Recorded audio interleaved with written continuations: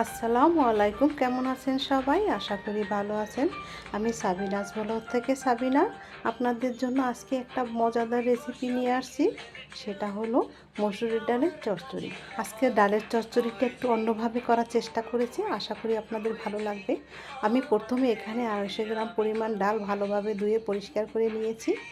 এখন তার ভিতরে দিয়ে দিচ্ছি হাফ কাপ পরিমাণ পেঁয়াজ কুচি আর রসুন কুচি, আর দিয়ে দিচ্ছি মরিচের গুঁড়া, আর দিব হলুদের গুঁড়া, ধনিয়ার গুঁড়া, পরিমাণ মতো লবণ, একটা টমেটো, আর দিয়ে দিয়েছি একটু সয়াবিন তেল।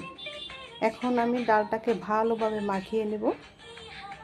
ডালটা একটু কষলিয়ে মাখাতে হবে যেন মশলাটা ভালোভাবে ডালের সাথে মিশে যায়।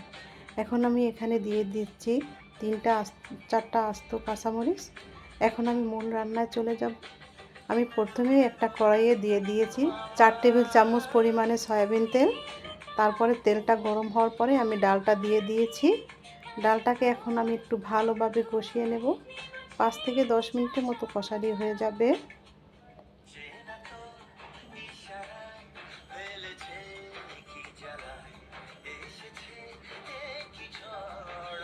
যে আমার কষানো প্রায় শেষ হয়ে গেছে।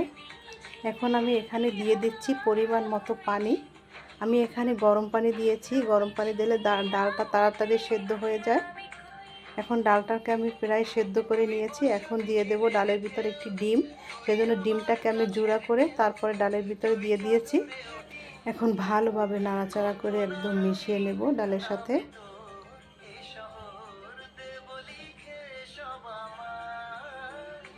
এখন আমি ডালের ভিতরে দিয়ে দিচ্ছি ধনিয়া পাতা। তারপর একটু ভালোভাবে নাড়াচাড়া করে ডালের সাথে মিশিয়ে নেব।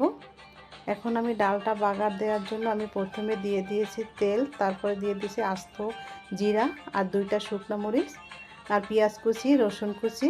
এখন এটাকে আমি 5 থেকে 10 মিনিটের মতো একটু ব্রাউন করে ভেজে নিব। এই যে দেখেন আমার ভাজা হয়ে গেছে। এখন আমি ডালের ভিতরে দিয়ে দিচ্ছি। আজকে এই ডালের রেসিপিটা আপনাদের কাছে কেমন লাগছে কমেন্টস করে জানাবেন, আর পারলে একটু শেয়ার করে দিবেন। আর আমার এই রেসিপিটা কোনো এক অংশ যদি আপনাদের ভালো লেগে থাকে, প্লিজ আমার চ্যানেলটা একটু সাবস্ক্রাইব করে দিবেন। আজকের মতো এখানেই বিদায় নিচ্ছি। আবারও দেখা হবে নতুন কোনো একটা রেসিপিতে। আল্লাহ হাফেজ।